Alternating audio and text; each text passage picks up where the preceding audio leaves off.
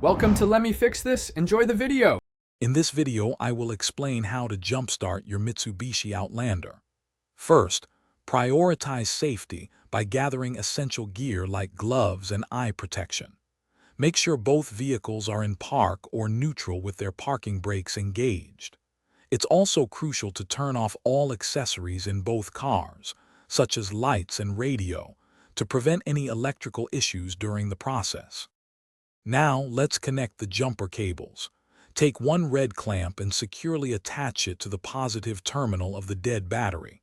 This terminal is usually marked with a plus sign.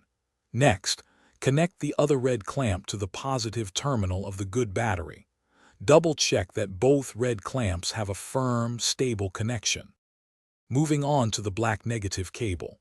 Connect one black clamp to the negative terminal of the good battery. This terminal is typically marked with a minus sign.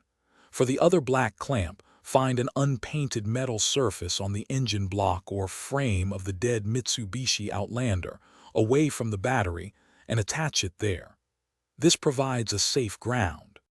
With all cables connected, start the good vehicle and let it run for about 5 minutes. This allows the dead battery to receive some charge. Then, try starting your Mitsubishi Outlander. Once it starts, disconnect the cables in the reverse order. First, remove the black negative clamp from the dead car's ground, then the black from the good battery, followed by the red positive clamps.